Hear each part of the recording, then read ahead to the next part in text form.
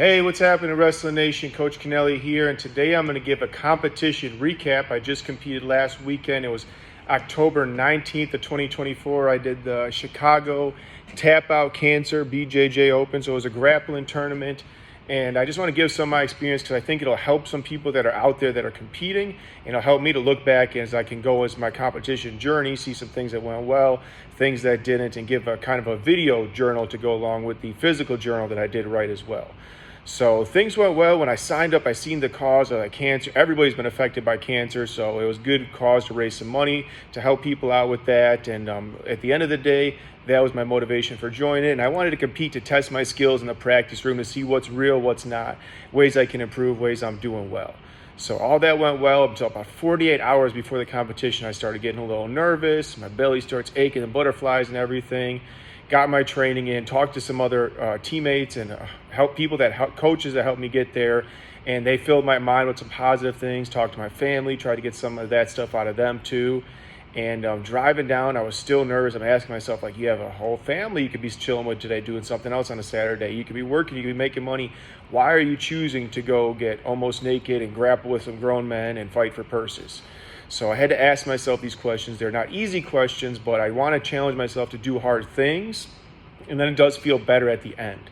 So afterwards, I had one other person was in my group, so we did best 2 out of 3. I strangled him twice, but I had an arm choke in about a minute apiece.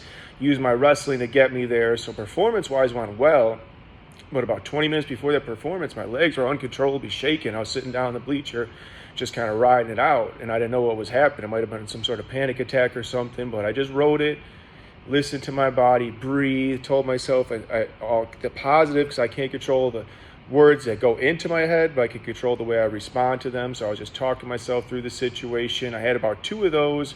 My coaches gave me some jokes. His son gave me a little flick for swearing, and that really helped me get my mind going. And I was still a little confused. I didn't know when I was going to compete. So that was something that once I got to the competition, I bumped up a weight class, could have made the one below. So there's a lot of factors that were outside my control that were a little confusing, that I might have not signed up for the tournament, but it was just the cause for charity, which made me go to the event. The NAGA events were run a little bit smoother, but I'm still new into this and finding out which tournaments are good for me as I go through that process.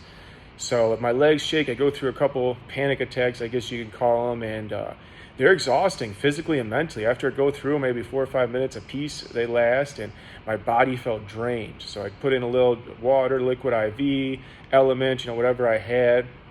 And I put on the headphones. I start getting into my zone. And then I had to really decide what type of music did I want to listen to, because I didn't want to pump too far up and I didn't want to bring it too far low. I want to come out about a medium keel. So I had some songs in ambition to get me up.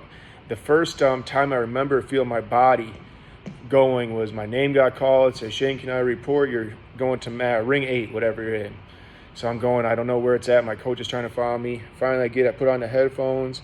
It's a Polo G song called How It Sounds When You Win It or something like that. It's like, bah, bah, bah. And that first, bah, I heard of the violin. It's like, go mode. I started looking around. I said, oh, you know what? I do remember who the F I am. I do remember what I can do. And then I was ready. Then I was in go mode. I got my little Russian warm-ups. I got my American wrestling side warm-up. I was good. You can see it in me now. It's like a different person came out. The Shane that needed to perform was there. He was ready.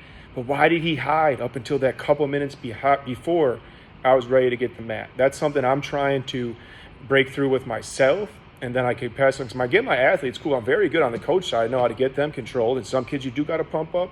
Some kids you got to calm down. And some you got to keep even. So I'm trying to find the right recipe for myself. So I'm asking you, what do you do in that 48 hours before competition? And the guy I went with, he was super excited. He won first place. He's like, all these other people just showed up to lose for me. I wish I had that confidence, and sometimes I do. But even I know I'm going in, these groups, masters, white belts, whatever. Like, it should be a walkthrough piece of cake. But even with putting in all the work, I still get those nerves and jitters and everything like this.